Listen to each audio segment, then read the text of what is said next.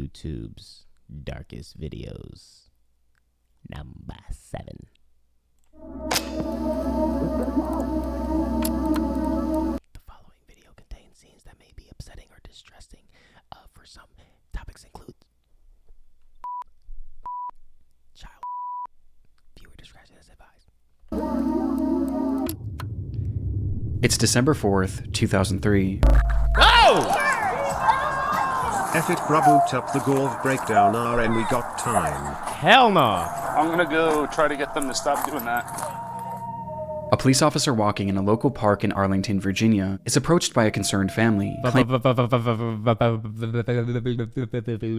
claiming that someone in a nearby neighborhood had been shooting off a flare gun.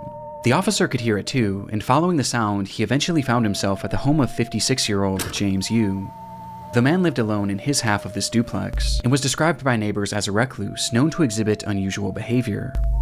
Across his social media, he made posts claiming that he was the victim of fraud at the hands of all sorts of government agencies, as he had a deep distrust of the US government as well Yep, that'll do it. as law enforcement, and he believed that numerous people were attempting to kill him, like his ex-wife, the FBI, and even his neighbors.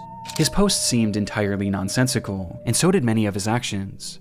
In the months prior, he had covered up all of his windows with garbage bags and aluminum foil, and he even wrapped his trees in toilet paper. And though these actions are entirely harmless, on this day, things were becoming far more troubling.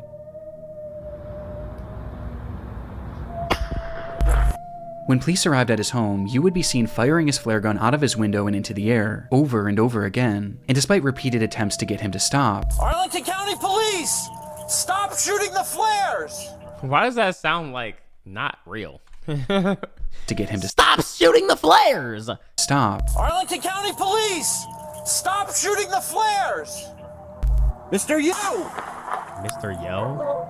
he didn't let up, shooting 41 flares in the span of just 25 minutes. And he did it all with no explanation. In fact, he didn't even say a single word. Understandably, police were eager to get Yu out of his home for questioning, as at this point, it wasn't obvious whether or not he was a threat. He's gonna do it. He's gonna bang himself, bro. And so for hours and hours they called out to him, first asking and then demanding that he exit his home. James, Arlington Police, come to the front door with your hands up. Do it now. We have your building surrounded. But still, there was no response. Growing impatient and worried that Yu might be planning something, the police would eventually bring in a specialized vehicle to bust down the door and spray the inside of the home with gas, Damn. all in an attempt to draw Yu outside. James, stay away from your front door. Stay away from your front door, James. And in response, Yu began firing once again. Only this time, he wasn't using flares.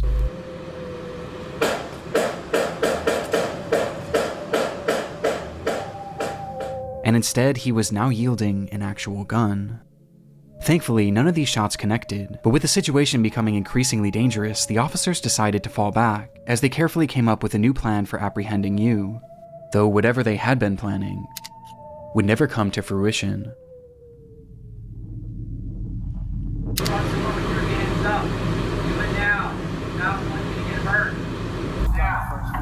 Yeah.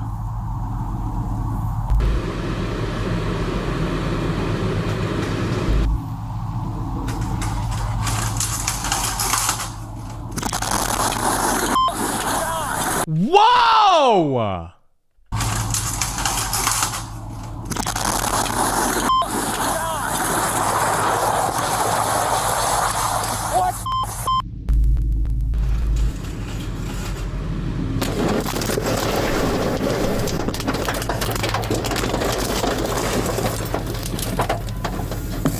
I thought he was gonna shoot himself! In a split second, the home was gone, as a massive explosion rang out from inside the house, reducing the entire structure to rubble. Inside the house, Yu had stored 55 gallons of gasoline in his basement, which he saved for that moment to ignite with no warning and no explanation. Based on the footage, it's been theorized that Yu's actions were an attempt to lure police into his home so that he could then set off this explosion and take them all out along with his neighbors, as he genuinely believed that both parties were conspiring to kill him. Though somehow, when the smoke cleared, no civilians or police officers had so much as been injured. Oh, that's good. All that was found in the rubble was the remnants of a single body. intact? Though for a moment, this wasn't the end of James Yu's story. What? Before that body could be identified, reports across social media began emerging showing that James Yu was somehow still alive. Reddit bullshit. Reddit theories bullshit. After the blast, comments were being made on what appeared to be Yu's YouTube channel, where he stated that this whole thing was a cover-up and that he wasn't even inside the home when the standoff started, which looking back, we never actually see him, and we also never hear his voice. Numerous posts pointing out this development would go viral and cause mass confusion about Why would someone randomly just blow themselves up? the story, which was only heightened when it was revealed that the body inside that building was in fact James Yu. Though in the end, it wasn't really as mysterious as some originally thought. As it turns out, the post showing these comments failed to realize that this wasn't actually Yu's account, and instead it had a completely different username, with the account likely having been created as nothing more than a hoax. To this day though, there are some that still believe that I can't believe people bro, that Luigi, they did the same thing with the Luigi dude. The second that nigga got arrested, someone made a YouTube video saying, the truth will come out soon. Like, bruh, why do people do this shit?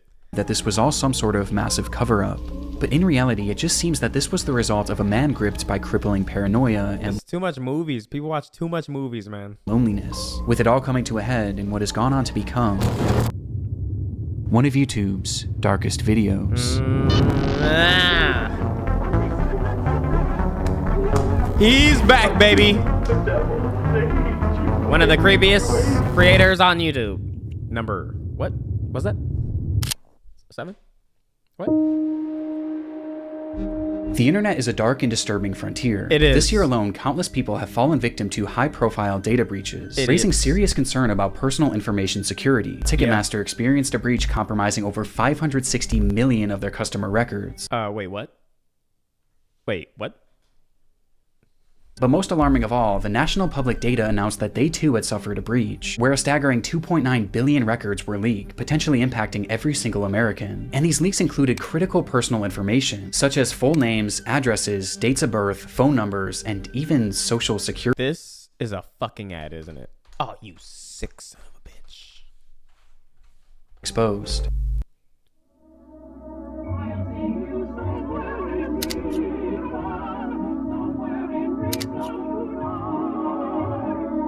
Dreamspace? There was really nothing else like it. Oh, shit. This obscure 27,000 square foot structure allowed visitors to enter into what must have felt like another dimension. It was an exhibit called Now, what can go wrong here? This looks fun. Dreamspace, and was the creation of British artist Maurice Agus, a 74-year-old artistic visionary obsessed with the idea of creating large-scale surreal environments, and this was his magnum opus. The structure was inflatable, akin to a massive bounce house, and once inside, guests were confronted with a labyrinth of brightly colored walls and cells, twisting and turning into some sort of surreal maze that patrons were told to lose themselves in. This piece of art premiered back in 2004, and due to its inflatability, it was actually built to travel, making stops in major cities in the UK, before it was eventually set up at Riverside Park in Durham on the 22nd of June, 2006. Okay. The very next day, 68-year-old Elizabeth Collins would visit the area with her husband and her daughter, as well as her 14-year-old grandson. GG's. And spotting this unusual structure in the distance, Elizabeth's grandson insisted on checking it out, excitedly taking off his shoes and running inside. And while the rest of the group was more apprehensive about entering, Elizabeth eventually decided to accompany him, leaving her husband and daughter on the outside, though not before turning back to them and joking that she was going in to find peace and serenity. Outside, Elizabeth's husband and daughter sat at a nearby table and enjoyed a cup of tea whilst conversing about the events of the week, only for the man to turn his head and notice that Dreamspace was slightly moving, to which he excitedly said, "Oh, it's a ride, I wish I had gone on it." The daughter then turned her head to see the structure as it began to rise up off the ground, to which she chillingly responded, "It's not a ride."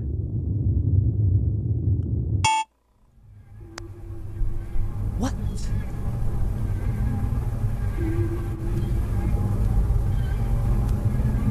Who the fuck recorded this shit? What was it recorded with? Jesus Christ, this is a security camera?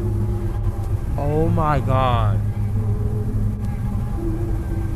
Whoa!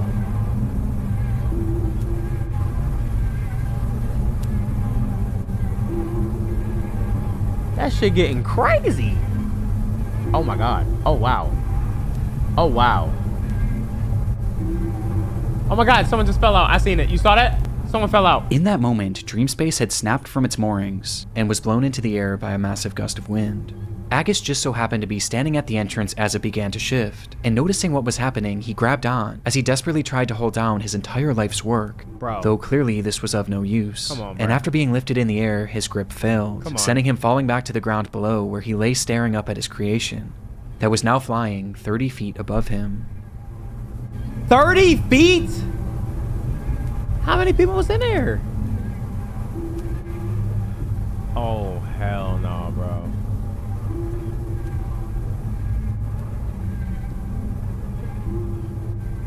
Inside, there were as many as 30 people who were now being thrashed around this giant inflatable structure shit. in a scene that I truly can't even imagine. The claustrophobia of it, the dizzying colors, the screams, it's genuinely one of the most horrific scenarios I've ever heard. The inflatable structure was airborne for well over a minute, folding into itself before finally crashing back down into a parking lot, leaving behind what was described by witnesses as a field of bodies. Worst of all, the majority of those in attendance were families with small children, with one 7-year-old girl recounting her experience saying, "It was very scary and people were screaming. I saw a lady clinging on and then falling out, and then she was lying on her back with people around her. I think she died." This lady was most likely 68-year-old Elizabeth Collins, who had been ejected from the structure when it was in the air, with her injuries being catastrophic and unsurvivable. Oh, that was her. Of all the others now sprawled throughout this field of grass, most were left injured but thankfully not in serious condition, though this wasn't the case for 38-year-old Claire Vermege, who had been inside during the accident with her 2 children. And despite her kids surviving, she was sadly not so lucky, with Claire and Elizabeth being the sole fatalities of the incident. The video is terrifying, and though it's easy to say that this could have been so much worse, considering how many people were in Dreamspace at the time, the consequences were still catastrophic, as it devastated 2 families, and likely left many others at the scene traumatized for life, especially the young children. But how could this have happened? Well, that day was particularly warm, which likely caused the air inside the structure to expand, causing a hot air balloon-like effect, which was then exacerbated by sudden strong gusts of wind, which eventually caused the structure to go airborne, as in the end, it just wasn't properly secured for the conditions. Soon after the incident, Maurice Agus was arrested for manslaughter, though he would ultimately only end up paying a small fine, as he vowed to never create a large work again. What? Oh, fuck.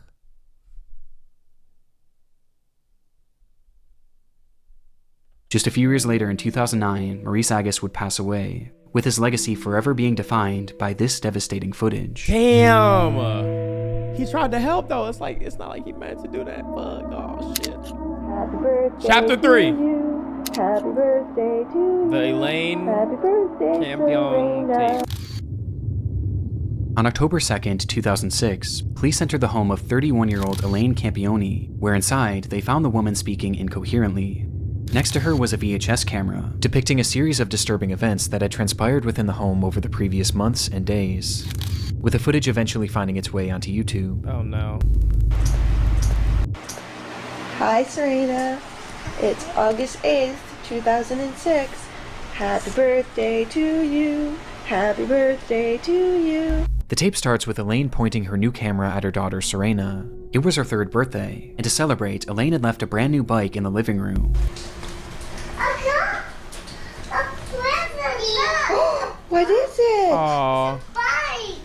Days later, the footage continues, showing Serena once again as Elaine asks, How does Mama love you? This much. Oh, I love you more than that. How much does Mama love you? Okay, this is Elaine then shows her other cute. daughter Sophia, who was just a baby, before turning the camera on herself and showing the kids how the device worked. Hi. See how the camcorder works? That's a virus. a virus. Hi. Is that Mommy? Hi. So far, the footage seems like nothing more than your standard family home videotape, and appears completely wholesome. Though with the next recording, the tone begins to shift, and things start to become slightly concerning. Oh no. This is a deplorable, horrible, messy, filthy apartment that supposedly my 2 children and I live in, and it's just a horrible, horrible mess. Yeah. I think Diego Campione is totally in the wrong, and I hope he burns in hell for all his sins. Oh, the all same right. as Leonardo. As All Elaine right. shows the camera her home, All she right. begins joking about how they are living in deplorable conditions, before randomly calling out 2 men who she says she hopes burn in hell, Well, one, the place looks nice to me. all while her children are in the same room. She And they just chilling, watching TV. starts to grow more and more agitated. All I wanted to do was take care of my 2 little girls and live happily ever after the 3 years of physical, emotional, and mental abuse that I endured tremendously by Leonardo Campione, and then the past year from Anna and Diego Campione, the mental and emotional abuse. Outright saying that she was abused by a man named Leonard Campione, who happened to be her ex-husband and the father of these children. And she goes on from there, with each moment clearly making the kids more and more anxious. And I want justice to my family for what they have all done to us. I cried out for help. They should have charged him for the assaults he did to me. Eventually not- causing Elaine to snap out of it and stop the camera. And my poor 3-year-old, I did everything to protect. And what are you saying, Sophia? What do you want? Not in front of the The video kids. then skips forward once more, with this footage being taken just days before the police were called, showing Serena coloring on the floor as Elaine asks, Who loves ya? Mommy. Who loves you the most? That much? Oh, I think I love you more than that. The scene that unfolds next was recorded on that very same night, just hours later.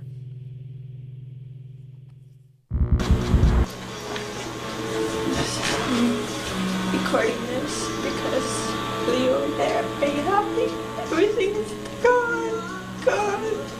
You wouldn't give peace. You wouldn't tell the truth. You didn't care about our babies. You didn't care about me. You cared about yourself. All you did was hurt us. In the video, Elaine states that everything is gone, as she speaks to Leo directly, accusing him of having ruined their lives with his constant abuse. You are truly the devil. Please don't tell me she didn't I do hate you. I hate what you. I think hate she you. did. I hate you. I hate you. I hate you. And I want you to know how much I hate you. Disturbingly, the children were nowhere to be seen in this footage, Oh, God. with Elaine eventually addressing them by saying, God believes me. And God's taking care of them now. Oh! You're protected by God. Thank Oh! God. Thank you. Because there's no way I could have them with you. Nothing's good enough for you. It has to always be your way. Well, they're good. And you can have it your way. Your wife and your daughters are dead now. We're all in heaven. No, the fuck you're not.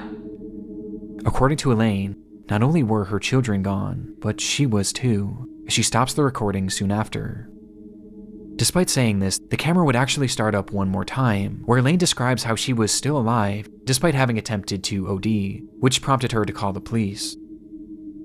When officers arrived at the home, both Serena and Sophia were found laying in her mother's bed, holding hands, and wrapped tightly in rosaries. Neither of them were alive. 2 nights prior, and directly before filming this message, Elaine had brought them both into the bathroom, as it was time for their nightly baths. Oh. And once in the tub, she told them to play a game, one where they would place their heads beneath the water and blow out bubbles. When they did this, Elaine held their heads down, and she didn't let go until she was certain they were gone. This How can you do that to your own fucking children, bruh? Like, it's one thing, it's like, yo, how can you do that to a child? But it's like another one, it's like, yo, your own fucking children.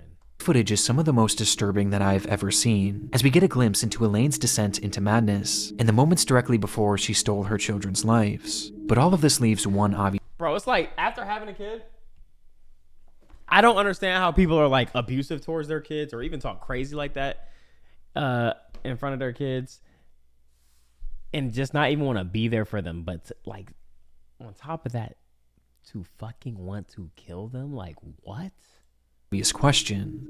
Why? Well, it was noted during her investigation that the abuse she alleged from her ex-husband Leo seemed to be very real and well documented over the years, leading to Leo not being able to see his children for over a year, with this causing the two to separate, which is when Elaine's mind began to deteriorate. She began believing that people were following her and were going to kill her, with this fear of people eventually shifting to a fear of aliens, as she claimed to have seen them on numerous occasions. Okay, now hold on. Y'all heard about what's going on in Jersey? Y'all seen that shit in the sky? Like, that shit's crazy. Like, what the fuck is going on there, bro? believing they were following her. Because of this fear, she refused to let her children out of her sight, not even allowing her own parents to look after them, causing her to be just drones, or maybe that's what they want you to think. Of course the government gonna tell you, no, just drones, bro. I ain't nothing up there, bro. Hey, bro, don't even worry about it, bro. No, it's not. Of course, that's what they would tell us, bro. become so attached to. Notice how they say the same thing every time there's some sightings? Don't bring God into this, you bitch. I speak for all of us in chat. May you rot in hell. Don't you think it's interesting how the government always says that, man? No, it's just was one of our testing things. Like, hold on now. To these children that she genuinely began to believe that they were all one entity, which made things incredibly concerning when she became suicidal and eventually attempted to take her own life. Despite Leo's more than troubled history, he had supposedly turned his life around in the years leading to this footage, and was eventually allowed to start visiting the children on a limited capacity. And seeing the children and seeing the way their mother was behaving, he began to grow incredibly concerned, and eventually attempted to gain full custody. And it was this bitter custody battle that seemed to be the ultimate factor that led to Elaine ending the lives of her children. God's taking care of them now. He's protected by God. Thank God. Thank Him. Because there's no way I could have them with. Who the fuck got this footage and then uploaded that shit on YouTube? Oh my God. You. Elaine Campione would be charged with 2 counts of murder and would eventually be sentenced to life in prison, with a possibility of parole after 25 years. And every time a drone appears, they keep releasing Popeye's chicken sandwiches. I'm noticing that. Today, she's held in a minimum security prison, where she's free to leave once every weekend to attend church and other functions.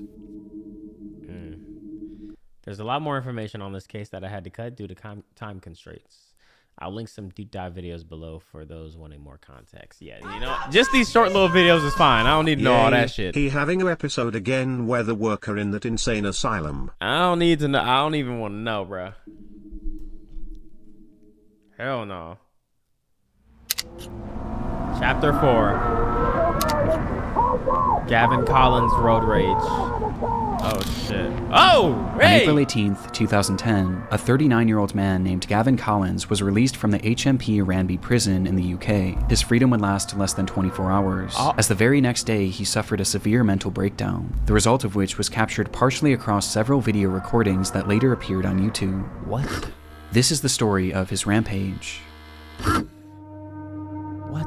It began at approximately 9 a.m. in the city of Nottinghamshire. Average when Gavin left his ImDontai home. viewer. As he walked down the sidewalk, those in the area reported him acting strangely, muttering to himself that he was Jesus and that he was invincible. It's always. Without warning, he then turned his attention to a random home, which he forcefully entered, stole a man's car keys, and took his vehicle, taking off with no apparent destination. That's what Jesus Inside would the car, do. the owner just so happened to have 2 cameras, one being a standard dash cam and the other facing inside the vehicle, giving us a look at Gavin and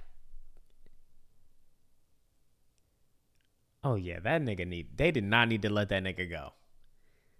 They did not need to let that nigga go. his apparent mental state. This is me. Jesus Christ! I'll show you how good a eyesight I've got. Hey, don't need this. Come on, let's go, bro. So, get rid of all the crap hairs. Let's go! Let's go!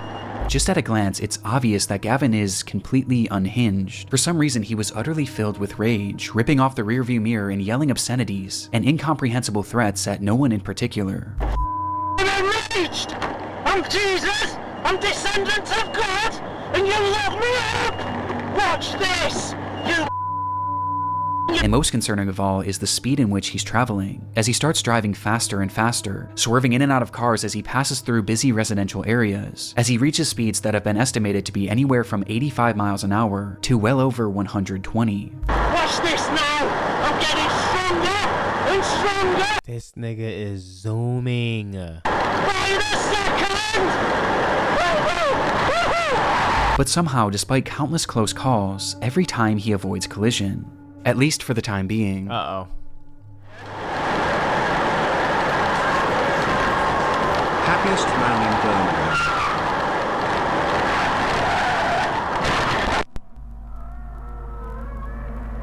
In an instant, Gavin smashes the vehicle into a brick home at full speed, with the impact being devastating.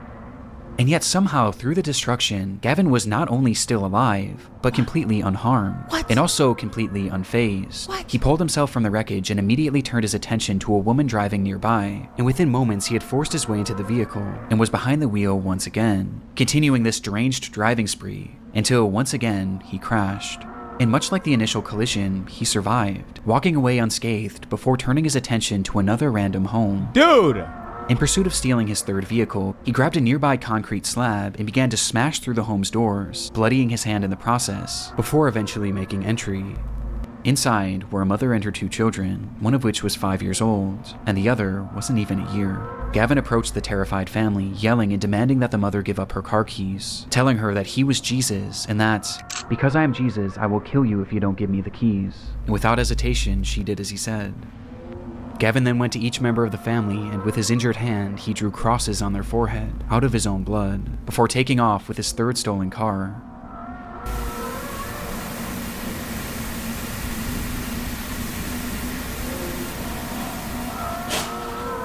Once again, Gavin was driving manically, though this time he was even more reckless, crashing into a brick wall and then a cop car, before setting his sights on a pedestrian. While speeding through a neighborhood, Gavin would see a man standing innocently near a bus stop, and for whatever reason, the sight of this man nigga's eyes. Oh my gosh. Enraged him, causing Gavin to slam on the brakes and reverse the vehicle, stepping on the gas as hard as he could, and crashing directly into him, leaving him lying There's there no with fucking way devastating this Arkham Asylum nigga acted normal in the exit interview. Who let this man That's out? what I'm saying. Like, bro, not even like a day after is literally losing his shit and doing all this weird, crazy shit. injuries. Gavin quickly exited the vehicle and found the man lying motionless on the ground, prompting him to shout, "I've killed him. I've killed the devil." Oh, no. Minutes later, Gavin would crash yet another car into yet another home, though this time the police weren't far behind.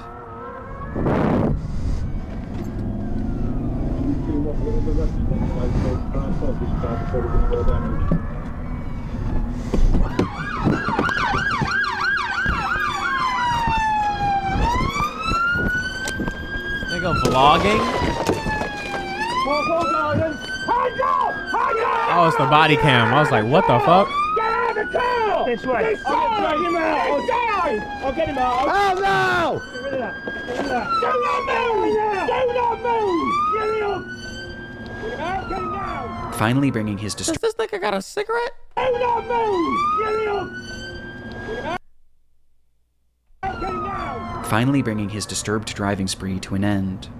The man that Gavin had struck was 87-year-old Terry Radford, a retired teacher whose injuries were catastrophic, with the man passing away soon after. According to his family, Terry was an incredible grandfather, father, and son. Damn. The footage is genuinely horrifying, but what's most shocking of all is the fact that any of this was even allowed to happen. As stated previously, this was Gavin's very first day out of prison, and based on the behavior he exhibited whilst in prison, he really should have never been released. Oh, it wasn't even a full day. Gavin was granted an early release in March of 2019 for charges based around burglary, but just as he was set to be freed, it was discovered that he had submitted an adulterated drug test, which caused his case to be re-examined and resulted in his release being postponed. In response, Gavin lost his mind. Later that month, he assaulted a prison guard before spraying him with an unknown liquid that contained bleach, before proceeding to set his cell on fire and attacking another officer with a piece of wood. Due to his actions, Gavin was placed into an isolated cell, where less than a week later he started yet another fire, and when an officer entered his cell to put it out, Gavin struck them in the head and pulled out a plastic knife, threatening to slash him, stating that it would be a thrill to kill him. Gavin's stay in prison clearly hadn't rehabilitated him. In fact, it seemed to have made him more violent than ever before, and more mentally disturbed. Though shockingly, despite all of these additional crimes, Collins' release would go on to be approved less than 2 weeks later, with Gavin being set free on April 18th, and within just 24 hours, Terry Radford would be brutally killed. Gavin was sentenced to 21 years in prison, and during his trial it was revealed that no drugs were found in his system, and instead this all seemed to be the result of some sort of psychotic episode that just so happened to be captured on camera in one of YouTube's darkest videos.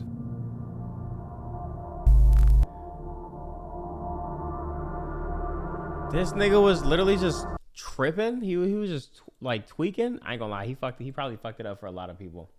He probably fucked it up for like a lot of people that's about to get released that didn't really. Okay, now that who wasn't really doing released this MF? Cause no way he did all that shit and still got out. nothing. Yeah, I ain't gonna lie. Like, what was the fucking reason, bro? Holy shit, yo, his shits be creepy, and they don't like the videos that the topics that he chooses to talk about are never just like something that was just like, oh yeah, all right. It's always like absolutely insane. Like I ain't know where that little ride thing or amusement thing was gonna go. I thought the old lady was like gonna go in there like I don't know what was gonna happen. You forgot the story of Cyberpunk, but this video explains it all. I didn't think that shit was gonna rise on the fucking sky. And also the video of the girl recording herself, I didn't think she was gonna. I ain't gonna lie. I didn't know all that shit was gonna happen, bro. That shit was kind of crazy. All right, let me get back into this, bro.